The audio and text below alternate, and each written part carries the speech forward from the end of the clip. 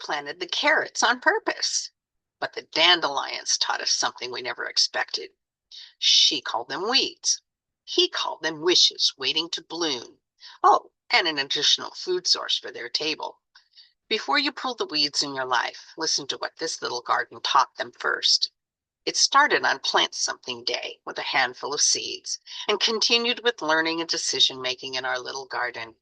Some people spend their lives, oh, I don't know, planting only what they can control until love grows from somewhere unexpected. Our life-sustaining fuel, our energy, and our health comes from planting what we desire. Our title, Carrots or Dandelions, one seed at a time. Welcome to Dream Builders Diaries, building dreams one story at a time, and I'm Jeannie Kraft. Here at Dream Builders Diaries, we dive deep into the personal stories of entrepreneurs and artists, innovators, and everyday visionaries just like you. We believe that every dream starts with a story worth telling, and by sharing these stories, we aim to empower you to create your own dream and the story behind it. But before we get started, grab a paper and a pencil if you don't already have one. Inspiration, ideas, and dreams come and go very quickly. Jot yours down. Don't let them get away. What grew with the little carrots changed us. We thought we were growing food. What actually grew was the appreciation of purpose and learning. Random dandelions brought us learning and the hope for tiny carrot seeds. They taught us patience. We wanted to plant our first garden together. We wanted to experience a harvest from our own toil. We were suddenly blessed with just a tiny little space, a balcony, if you will. Potted plants and vertical gardening would be the only way to go. She had years of experience growing gardens, both indoors and outdoors. He had minimal experience growing anything, well, besides his family, which he did well. She had grown food for a community on a quarter of an acre. He had killed a flower pot full of who knows what, simply for not remembering to water it.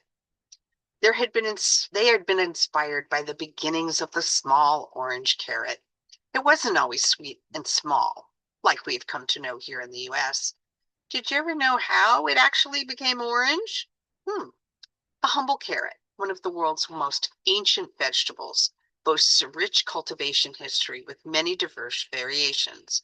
The roots trace back to wild carrots, typically purple and white inside with a bitter flavor. I wouldn't have anybody want to eat that.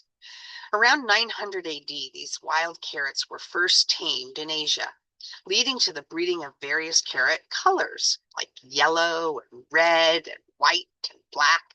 However, some believe that the cultivation of carrots predates this, possibly originating in ancient Persia or even Egypt. So, where did the orange carrot come from? The orange carrot that we are all familiar with today was a product of the 17th century Dutch. They crossbred the yellow and the red carrot. This variety not only tasted better than its predecessors, but it also became a symbol for the Dutch royal family, the House of Orange. This is where the lessons really started. We planted our tiny, humble orange carrot seeds right beside the onions and the beans and the peas and near the tomatoes and rosemary. This is called companion planting, so that the root systems don't compete with each other. And some plants can even fight off the plight of pests for other plants. The ground was prepared properly, and the border of marigolds attracted the hoverflies and the ladybugs and the pollinators. We were ecstatic when we saw tiny little green shoots coming up out of the carrot patch within the pot. And within a few days, we realized that the little shoots were not our carrots. We were very disappointed to learn the shoots were actually from dandelions. We knew nothing about dandelions, so to the web we went. What we learned astounded us. Should we keep the dandelions? Should we pull them out?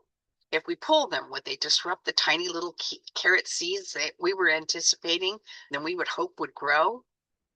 This is what we learned. The dandelion is the only flower that represents the three celestial bodies of the sun, the moon, and the stars. The yellow flower resembles the sun. The puffball resembles the moon. and the dispersing seeds resemble the stars. The dandelion flower opens to the great morning and closes in the evening to go back to sleep. Every part of the dandelion is useful. The root, the leaves, the flower. It can be used for food, medicine, and dye for coloring.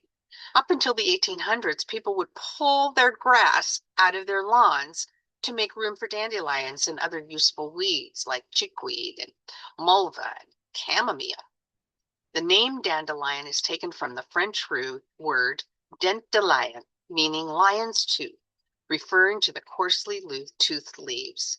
Dandelions have one of the longest flowering seasons of any plant, and some of the seeds have been carried as many as 5 miles away from their original plant. This brings me to one of my favorite children's books, The Carrot Seed. A little boy planted a carrot seed. His mother said, "I'm afraid it won't come up." His father said, "I'm afraid it won't come up." And his big brother said, "It won't come up." Every day the little boy pulled up any weeds around the seed and sprinkled it with water, but nothing came up. And the next day, nothing came up. Everyone kept saying it wouldn't come up, but every day he kept pulling up those tiny weeds and sprinkled it with water.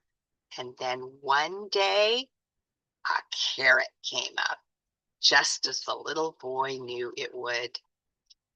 The growing season seemed short once we got everything into the dirt. The rains and the sun and even the winds helped us in ways we did not know. The harvest was, well, awesome. All the plants were ready to be harvested on the same day, so it lasted well into the fall. Nothing beats the salad that we grew ourselves.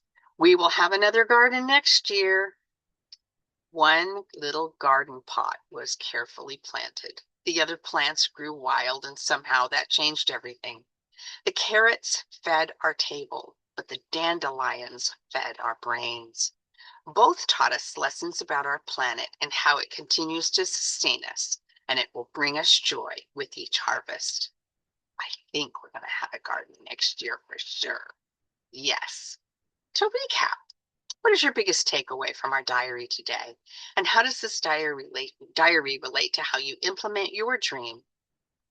Why this diary? Because this diary demonstrates the magic and secrets of compassion and devotion and diligence. Learning about what you didn't plan and plant can place new foods at your table, feed your brain, and bring your knowledge for the future. I also share this diary because this powerful diary celebrates the virtues of endurance and courage and determination when waiting for those carrot seeds to grow. Dreamers, believe in yourselves. Be passionate. Work smart and know your why. Apply what you learn each day. And as you ponder the source of your dream in this diary, I wish you well. I wish you an abundance of resources and knowledge and wisdom with your time and your future success with your dream. Enjoy life and always be kind. I want to leave you with this quotation. Not everything that can be counted counts, and not everything that counts can be counted. Albert Einstein.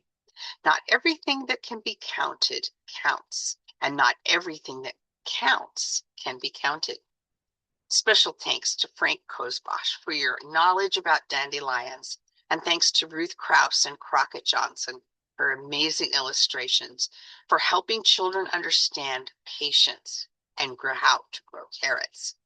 Special thanks to those of you who listen to Dream Builders Diaries regularly. I'm grateful to you, and the honor to spend time with you is all mine. Check out the other diaries in the Dream Implement playlist. Don't have it yet? Get your 90-Day Dream Builders Diary by Jeannie Craft on Amazon. Like and share this diary. Subscribe for more. Contact us to share your story. Thank you, and until next time, building dreams, one story at a time.